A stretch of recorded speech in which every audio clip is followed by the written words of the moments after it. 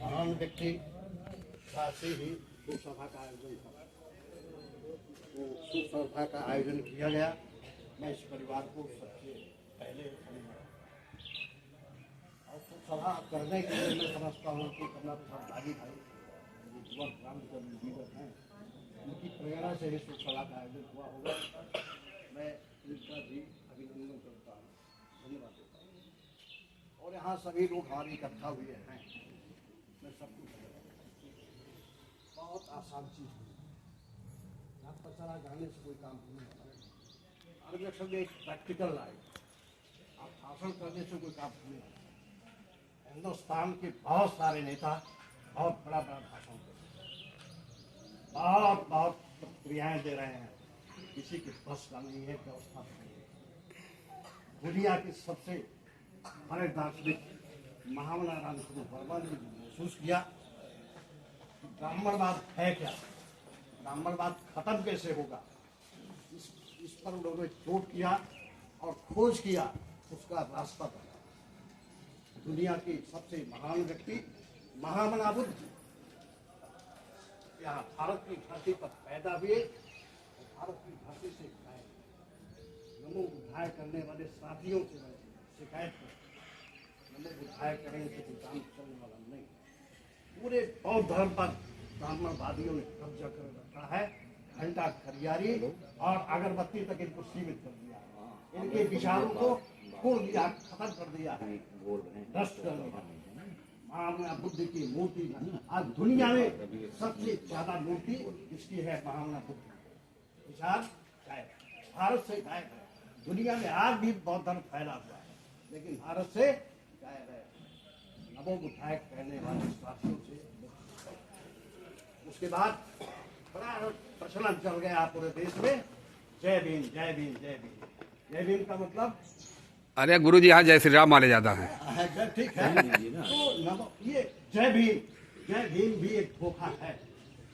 बाबा साहब ने कहा था, मेरे विचार समाज को आगे बढ़ाने के विचार हमारी किताबों में लिखे हैं, हमारी मूर्तियों में इनको मत दीजिए। आज पूरे देश में नेताओं से लेकर ये सफेद पोस्ट पहनने वाले लोग, सारे लोग उनकी मूर्तियों में कूद रहे हैं। जय भीम, माला चढ़ाओ, नारा लगाओ, काम कुछ करें। आरक्षण ने प्रैक्टिकल लाइफ किया। महामना रामचंद्र वर्मा जी ने कहा कि जब तक शोषित क्रांति नहीं होगी, सामाजिक क्रांति नहीं होगी, तब तक कोई बदलाव संभव नहीं है। और सामाजिक क्रांति के लिए, शोषित क्रांति के लिए व्यवस्था बदलना होगा। व्यवस्था कैसे बदलेगी? संस्कृति, सबसे पहले संस्कृति बदलना होगा। संस्कृति का अंग है आचार विचार संस्कार और त्योहार। अब जब तक इनको नहीं आप बदलेंगे, पंडित जी को बुलाकर आप कथा सुनते रहेंगे।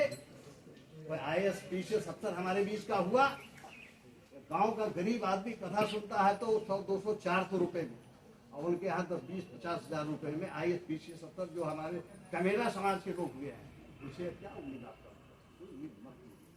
सारे लोगों के यहाँ? कोई आप बता दिए, कोई ऐसे बड़े नेता, छोटे नेता से लेकर बड़े नेता आप पे शासन करते हैं, जिसके घरों पर पुरोहित व्यवस्था, पुरोहित ना हो, आप बता दीजिए किसी का एक भी नाम नहीं है। ब्राह्मणवाद कैसे जाए? सामाजिक क्रांति कैसे होगी, जाएगी? RSS कैसे जाएगा? इसका बुनियादी ढांचा महामना वर्मा जी ने कहा, सामाजिक क्रांति के लिए सबसे पहले सांस्कृतिक क्रांति करनी पड़ेगी। और सांस्कृतिक क्रांति के लिए शोक सभाएं मरने के बाद शादी के अवसर पर विवाह संस्कार अलग पद्धति से कीजिए, उसकी व्यवस्था कीजिए। यहाँ बैठे हुए तमाम सारे लोगों से मैं कहना चाहता हूँ, इनके घरों पर शादियों में पुरोहित नहीं आता है, इनके घरों में नहीं आता। बताओ, तो सांस्कृतिक क्रांति नहीं होगी तो सामाजिक क्रांति संभव नहीं है। सामाजिक क्रांति नहीं होगी तो व्यवस्था बदलना मुश्किल है, और आप जहाँ हो ही पड़े। आज बड़ा दुख के साथ कहना पड़ता है, आप ये IAS PCS अफसर बड़े विद्वान माने जाते हैं, इंजीनियर और डॉक्टर बहुत बड़े विद्वान माने जाते हैं।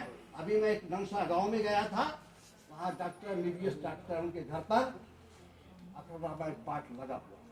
मैंने कहा वाह, साहब कि देश कैसे बदलेगा, समाज कैसे बदलेगा। डॉक्टर के यहाँ अक्षर रामायण पाठ किया जाता, बड़े अफसरों के यहाँ पुरोहित आकर के कथा सुनाता, और सबके घरों में, गांव में गरीबों के यहाँ तो एक पत्थर कुएं पर रख दिया जाता है, बगल में उससे जल चढ़ा के छुट्टी दे देते हैं। बड़े बड़े अफसर आप शहरों में देखिए, गांव में भी जो बड़े लोग हैं, सबसे वीआईपी कमरा है वो देवी देवताओं के लिए, देवी देवताओं के लिए। तो ऐसे कुछ होने वाला नहीं है।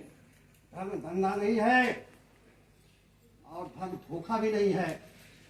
धर्म की पहचान महामना वर्मा जी ने किया। उन्होंने कहा विवेक बुद्धि का इस्तेमाल जब मानव हित में किया जाता है कोई धर्म है। धर्म एक